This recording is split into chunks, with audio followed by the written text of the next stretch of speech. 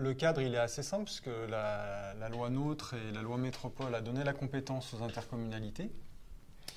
Et donc ça a été un moment assez important pour les élus puisque ça les a obligés finalement à réfléchir sur le projet d'aménagement et de développement durable. Ça a été la première étape. Et puis deuxième étape, une fois qu'on a convenu de la vision qu'on pouvait avoir du territoire, le PLU reste un outil de planification, de règles, et donc c'est l'envers de la pièce. Il faut établir un règle ou des règlements qui permettent de traduire les objectifs politiques sur le territoire. Le PLU est bien un outil politique et technique au service du projet des élus. Et la chose à noter, là, c'est bien aussi dire le degré d'ingénierie que tout ça sous-entend derrière et de mobilisation technicienne au service des débats aux différentes échelles, en commune, à l'échelle pluricommunale et à l'échelle métropolitaine. Ça s'est fait tant au moment de l'élaboration du PLU qu'actuellement dans cette phase de mise en œuvre. Donc c'est, je disais, une mobilisation d'ingénierie inédite dans le temps. C'est-à-dire on parle bien de mobilisation de techniciens qui amènent de l'expertise, des analyses, et ce sur plusieurs années.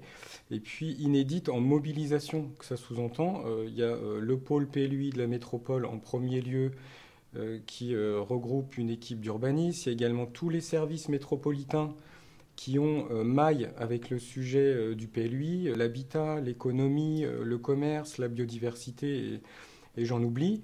Et tout ça se fait aussi en travail en grande complémentarité, et ça c'est un des points notables aussi, entre le maître d'ouvrage qu'est la métropole et l'agence d'urbanisme qui en miroir mobilise à peu près les mêmes compétences. Donc tout ça c'est un grand ensemble qu'il faut vraiment avoir en tête, une équipe pluridisciplinaire, mobilisable aux différentes échelles, et ce, pour que ce PLUI puisse être travaillé dans toutes ses dimensions.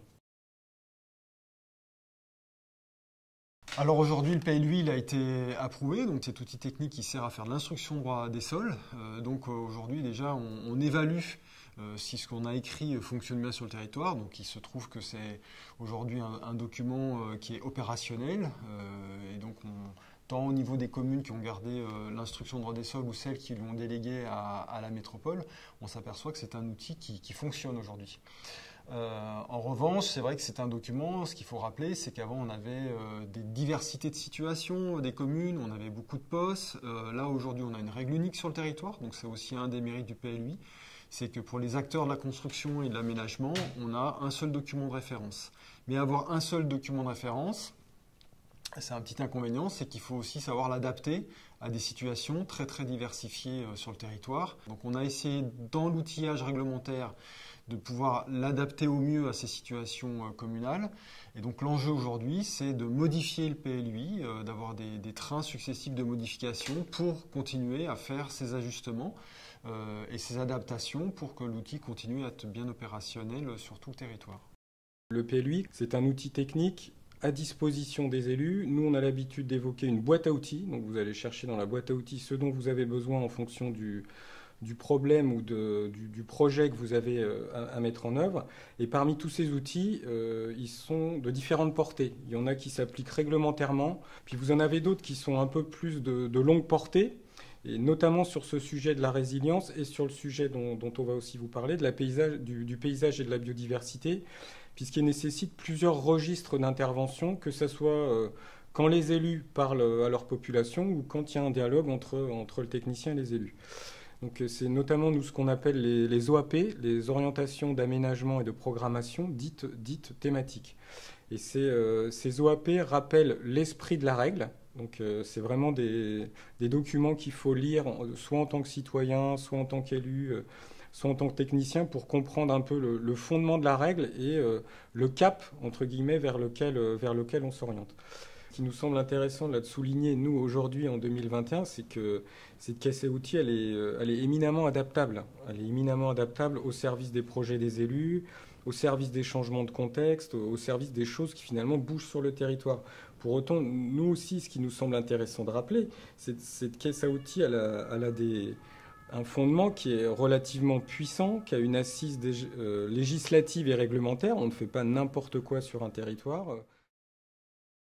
Parmi toutes les ambitions là, qui sont présentes dans le PADD, on peut évoquer quand même quelques ambitions qui ressortent quand même plus que d'autres, notamment une figure que nous on aime bien évoquer, qui est celle de la métropole résiliente, mise en avant à travers différents outils. Alors, le premier sujet, c'est un sujet éminemment important pour la métropole, c'est celui des risques et de la posture que les élus de la métropole ont souhaité mettre en avant par rapport à ces risques, qui est celle de la résilience.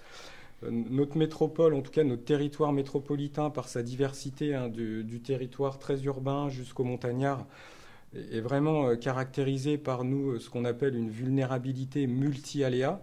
Et donc si on souhaite continuer à dire que cette métropole se développe, a des objectifs parallèlement très importants en matière d'accueil de population, de poursuite du développement économique sous toutes ses formes, il fallait, à l'instant T de l'élaboration du PLUI et désormais dans sa mise en œuvre, envisager différemment la relation au risque. Et le sujet de la résilience vise justement à dire qu'en zone exposée, quelle qu'elle soit, mais notamment par rapport à des modalités de dialogue qui ont été engagées avec les services de l'État, dans des zones exposées aux aléas forts, on peut, en partenariat et en responsabilité avec les services de l'État, envisager des possibilités d'aménagement qui ne sous-entendent pas une augmentation de la vulnérabilité des biens et des personnes présentes dans ces zones-là. Donc le PLUI met notamment en avant ces éléments-là. C'est ce petit document que vous pouvez voir, OAP risque et résilience, plus tout un arsenal réglementaire qui est lié, visant à mettre à disposition des habitants et des élus qui sont en charge en situation d'appliquer la règle, de pouvoir le faire en responsabilité dans une métropole qui est fortement exposée. La seconde OAP thématique, c'est l'OAP paysage et biodiversité.